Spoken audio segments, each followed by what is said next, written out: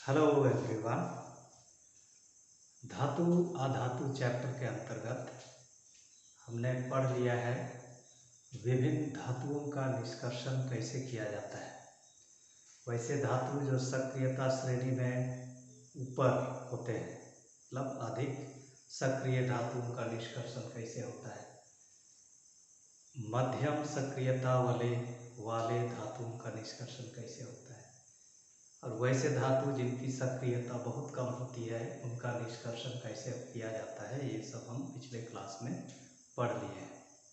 आज हम लोग पढ़ेंगे धातुओं का शुद्धिकरण कैसे किया जाता है। ठीक है, विभिन्न विधियों से प्राप्त धातुएं अशुद्ध होती हैं, अभी भी उनमें कुछ अशुद्धियाँ रहती हैं, तो उनको शुद्ध करने की आवश्यकता होती है। वैसे तो अशुद्ध धातुओं को शुद्ध करने की बहुत सारी विधियां हैं, लेकिन आपके किताब में एक ही विधि का जिक्र किया गया है, विद्युत अपघटनी परिष्करण। वो विधि है विद्युत अपघटनी परिष्करण। तो इस विधि के द्वारा इस विधि के द्वारा तांबा हो गया, टिन हो गया, गोल्ड हो गया, नहीं ऐसी धातुओं का शुद्धिकरण किया जाता है। कॉपर हो गया, जिंक हो गया, tin, nickel, silver, aluminium, gold, इनका परिष्करण, इनका शुद्धिकरण विद्युत अपघटनी परिष्करण के द्वारा किया जाता है। तो इस विधि में है ना, अशुद्ध धातु का एनोड बनाया जाता है और शुद्ध धातु की एक पतली पत्ती का उपयोग कैथोड के रूप में होता है और धातु के लवण विलयन का इस्तेमाल विद्युत अपघट्य के रूप में होता है। ठीक है, और जब इनसे होकर इलेक्ट्रिक करंट प्रवाहित किया जाता है तो अशुद्ध धातु, ठीक है, वो विद्युत अपघट्य में चला जाता है और उतनी ही मात्रा में शुद्ध धातु कैथोड पर जमा होने लगता है। और उसके बाद जब सभी धातुएं ना कैथोड पर जमा हो जाती हैं तो उस कैथोड को बाहर निकाल देते हैं और शुद्ध धातु को अलग कर देते हैं। जो अशुद्धियाँ होती हैं वो एनोड के नीचे बैठ जाती हैं, जिसको एनोड पंख कहा जाता है। ठीक है, तो इसका जो सजावट है वो इस प्रकार से होता है। एक बड़ा सा टैंक लेते हैं, बड़ा सा टैंक लेते हैं। इसमें जैसे मान लें कि हमको कॉपर को शुद्ध करना है, तो कॉपर सल्फेट का अम्लीयकृत विलयन लिया जाता है इसमें। फिर एनोड होता है अशुद्ध कॉपर का बना होता है। फिर शुद्ध कॉपर की एक पतली पत्ती का उपयोग कैथोड के रूप में होता है। ये दोनों को एक बैटरी से जोड़ देते हैं और यहाँ पर एक कुंजी होता है, स्विच होता है। तो जब स्विच को ऑन करते हैं तो विद्युत धारा प्रवाहित होने लगती है। ठीक है, यहाँ से एनोड से कॉपर आयन इस अम्लीकृत कॉपर सल्फेट विलयन में चला जाता है और इतनी ही मात्रा में ये कॉपर आयन है ना, ये कैथोड पर जमा होने लगता है। उसी को यहाँ पर लिख दिया। तो इसमें क्या करते हैं, अशुद्ध धातु को एनोड तथा शुद्ध धातु की पतली पत्ती को कैथोड बनाया जाता है। फिर धातु लवण विलयन का उपयोग विद्युत अपघट्य के रूप में होता है। विद्युत अपघट्य वैसे पदार्थ को बोलते हैं जिनके जलीय विलयन से होकर विद्युत धारा प्रवाहित करने पर ये आयनों में टूट जाते हैं।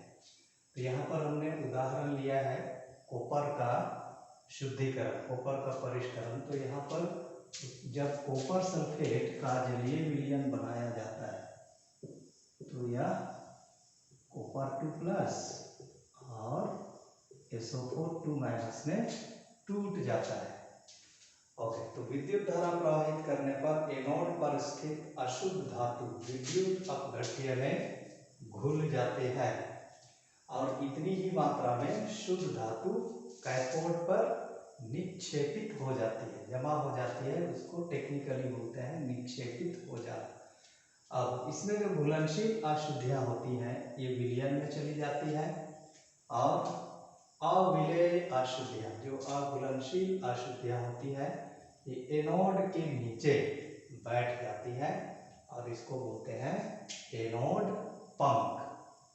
ओके, तो ये चित्र वाला सवाल भी पूछा जाता है, इस चित्र को दे दिया जाता है, उसके बाद इधर ए बी सी डी इस प्रकार से लिखा हुआ रहेगा, आपको पहचान करना होगा ना। ये वाला हो गया एनोड पंख, ये तो हो गया एक बड़ा सा टंकी, और यहाँ जो विलयन है वो अम्लीयकृत कॉपर सल्फेट विलयन है।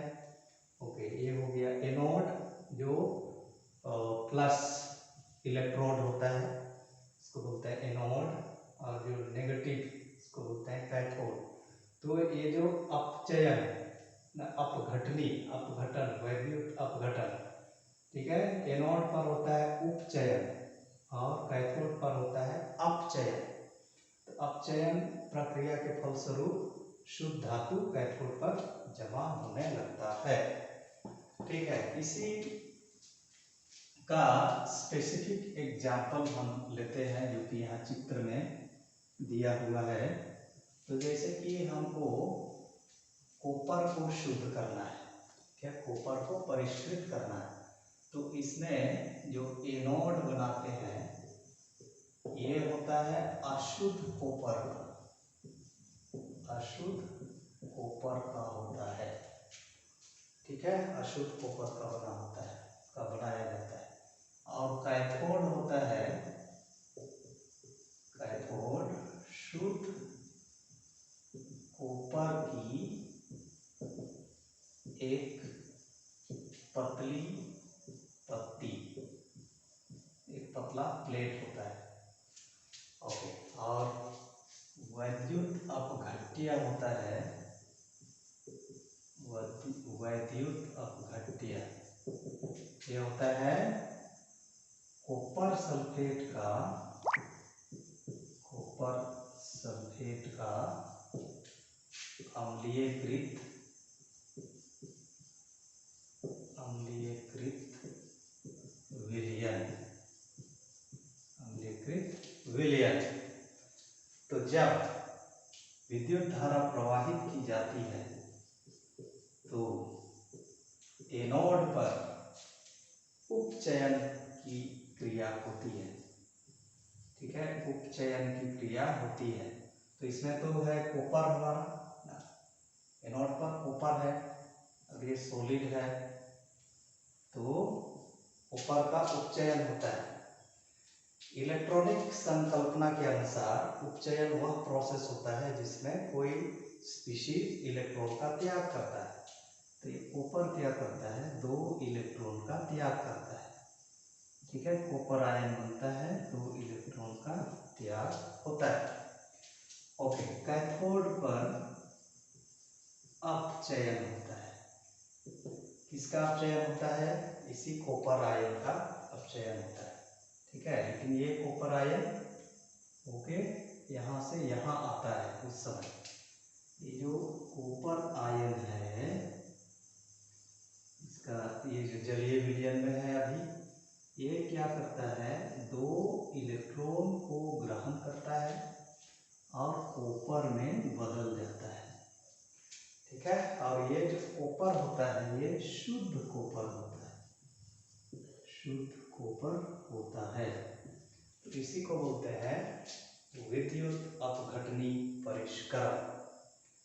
ठीक है, ओके, तो ये हो गया धातु को शुद्ध करने का एक मेथड, यही मेथड आपका किताब में है। ओके, इसके और भी मेथड हैं, इन मेथड्स के बारे में आप आगे की कक्षाओं में पढ़ेंगे। ओके, ठीक। अब इस चैप्टर में आपका सिलेबस के अनुसार और एक ही टॉपिक है संक्षारण। ठीक है, कोरोजन, जैसे लोहे में जंग लगना, ठीक है, संक्षारण, यहाँ से भी सवाल आता है, संक्षारण किसे कहते हैं। संक्षारण होने के लिए, किसी धातु को संक्षारित होने के लिए आवश्यक परिस्थितियों का को बताएं या संक्षारण को रोकने के कुछ उपाय बताएं। इस टाइप का सवाल आता है। ओके, तो धातु की ऊपरी परत जब वायु और नमी के संपर्क में आती है तो इसकी जो ऊपरी परत है धीरे धीरे ये सड़ने लगती है। इसी प्रोसेस को, इसी प्रक्रिया को कहा जाता है संक्षारण। ओके, तो इसकी परिभाषा ऐसे लिख सकते हैं, वायु एवं नमी, आर्द्रता, नमी के संपर्क में आने पर, संपर्क में आने पर धातु की ऊपरी परत धीरे धीरे नष्ट होने लगती है, धीरे धीरे गलने लगती है, साधारण भाषा में गलने लगती है, धीरे धीरे संक्षारित होने लगती है। ओके, नष्ट होने लगती है, नष्ट होने लगती है। इसी प्रक्रिया को संक्षारण कहते हैं, संक्षारण कहते हैं। ओके, वायु और नमी के संपर्क में आने पर धातु की ऊपरी परत धीरे धीरे नष्ट होने लगती है और इसी प्रक्रिया को कहते हैं संक्षारण। जैसे फेमस एग्जाम्पल है लोहे में जंग लगना, रस्टिंग ऑफ आयरन, लोहे में जंग लगना। ठीक है। ओके, अब संक्षारण के लिए आवश्यक परिस्थितियां, संक्षारण के लिए आवश्यक परिस्थितियां, तो एकदम सीधा सीधी सवाल रहता है, संक्षारण किसे कहते हैं, संक्षारण के लिए आवश्यक परिस्थितियों को लिखें। ओके, तो इसमें ये तो परिभाषा में ही है, वायु और नमी के संपर्क में आने पर, तो पहला लिख देना वायु की उपस्थिति, वायु की उपस्थिति। दूसरा नमी की उपस्थिति, है ना, जल की उपस्थिति, नमी अर्थात जलवाष्प। इसीलिए बरसात के दिनों में ही लोहा में जंग लगता है, क्योंकि नमी की उपस्थिति। ओके, दो ही परिस्थिति पूछता है। तीसरा लिख सकते हो ना, धातु की सक्रियता, धातु की सक्रियता, धातु की क्रियाशीलता। जो धातु अधिक सक्रिय होता है वो जल्दी संक्षारित होता है, जो धातु कम सक्रिय होता है वो धीरे धीरे संक्षारित होता है, जो बिल्कुल ही अभिक्रियाशील नहीं होता है वो संक्षारित नहीं होता है। जैसे सोना हो गया, प्लैटिनम हो गया, ये सब संक्षारित नहीं होता है। ओके, तो ये हो गया संक्षारण के लिए आवश्यक परिस्थितियां। अब संक्षारण से बचाव के उपाय, संक्षारण से बचाव के उपाय। ठीक है, ये एक्चुअली 8वां क्लास का टॉपिक है, लेकिन क्या करें, लॉकडाउन के चलते पढ़ाई हो ही नहीं पाई, इसलिए बहुत लोग नहीं जानते होंगे। ओके, तो हम लोग सीख लेंगे। तो वायु और नमी के संपर्क में आने पर धातु की ऊपरी परत धीरे धीरे नष्ट होने लगती है, उसी को संक्षारण बोलते हैं। तो संक्षारण से बचाव के लिए क्या करना होगा, हमको कोई ऐसा जुगाड़ करना होगा जिससे कि धातु की ऊपरी परत वायु और नमी के संपर्क में ना आए। ठीक है, डायरेक्ट कांटेक्ट में ना आए। और इसीलिए क्या करते हैं हम, या तो पेंट करते हैं ना, कॉमन मेथड है पेंट करना, इसलिए लोहे की वस्तुओं का हम पेंट करते हैं ना, तेल लगाते हैं या ग्रीज लगाते हैं। फिर एक है यशद लेपन। ठीक है, यशद लेपन वह प्रक्रिया होता है जिसके द्वारा लोहे एवं इस्पात से बनी वस्तुओं पर क्या करते हैं, जस्ता की एक पतली परत चढ़ाते हैं, इसी को बोलते हैं यशद लेपन। उसके बाद और एक मेथड है कि उसका मिश्र धातु बना देते हैं, है ना, मिश्र धातु। जैसे कॉपर का है ना, उसको हम कांसा में बदल देंगे, कॉपर में टीन मिला देंगे तो कांसा बन जाएगा। अगर हम उसको पीतल में बदल देंगे, ठीक है, कॉपर में हम जिंक मिला देंगे तो क्या होगा, वो पीतल में बदल जाएगा। पीतल बनने के बाद उसका संक्षारण नहीं होता है।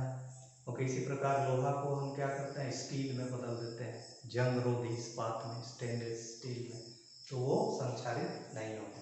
ओके, तो ये उपाय हमको हम यहाँ पर नोट कर लेंगे। ओके, पहला लिख देना पेंट करके, पेंट करके, ठीक है। दूसरा ग्रीज या तेल लगाकर, ग्रीज या तेल लगाकर। ओके, तीसरा ओके मिश्र धातु बनाकर, मिश्र धातु बनाकर,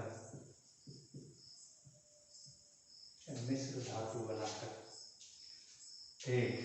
और चौथा है यशद लेपन के द्वारा, यशद लेपन करके, ठीक है, इसको गाल्वानाइजेशन कहा जाता है, इंग्लिश में गाल्वानाइजेशन होता है। तो ये 4 मेथड, कोई 2 मेथड पूछा जाता है, पेंट करके, ग्रीज या तेल लगाकर, मिश्र धातु बनाकर, के यशद लेपन करके। ओके, ठीक है। थोड़ा सा हम डिफाइन करते हैं ये यशद लेपन क्या होता है, ठीक है। यशद लेपन यदि पूछा जाए आपसे एग्जाम में, यशद लेपन से आप क्या समझते हैं। ओके, तो यहाँ पर लिख देना लोहा एवं इस्पात, ठीक है, इस्पात। और ये इस्पात जंग रोधी इस्पात नहीं है, ये दूसरा इस्पात है। लोहा एवं इस्पात से बनी वस्तुओं को, वस्तुओं को संक्षारण से या संक्षारित होने से, होने से बचाने हेतु, बचाने के लिए उन पर जस्ते की, ना जस्ता एक धातु है, जस्ते की पतली परत, पतली परत चढ़ाने की प्रक्रिया को यशद लेपन कहते हैं, यशद लेपन कहते हैं। यह लोहा एवं इस्पात से बनी वस्तुओं को संक्षारित होने से बचाने के लिए उन पर जस्ते की पतली परत चढ़ाने की प्रक्रिया को ही कहा जाता है यशद लेपन। ओके, ठीक है। अब हम थोड़ा सा पढ़ते हैं मिश्र धातु। मिश्र धातु क्या होता है, 9th क्लास में पढ़ चुके हो, ठीक है। जब विलियम पढ़ा उस समय पढ़ा मिश्र धातु, इंग्लिश में बोलते हैं अलॉयज, ठीक है, अलॉयज। तो मिश्र धातु होता है 2 या 2 से अधिक धातुओं या एक धातु और दूसरा अधातु, इसका जो समांगी मिश्रण होता है इसको बोलते हैं मिश्र धातु। इसको लिख देना 2 या 2 से अधिक, 2 या 2 से अधिक धातुओं के, धातुओं के समांगी मिश्रण, समांगी मिश्रण को मिश्र धातु कहते हैं, ठीक है, मिश्र धातु कहते हैं, कहते हैं। तो यहाँ भी सीधा सीधे सवाल आता है मिश्र धातु किसे कहते हैं, है ना। फिर पूछेगा कि कांसा किन 2 धातुओं की मिश्र धातु है, ओके, जैसे है पाला है पीतल, तो पीतल में होता है कॉपर, तांबा और जिंक, जस्ता। यह कॉपर और जिंक की मिश्र धातु को बोलते हैं पीतल। दूसरा है कांसा। कांसा होता है कॉपर और टीन।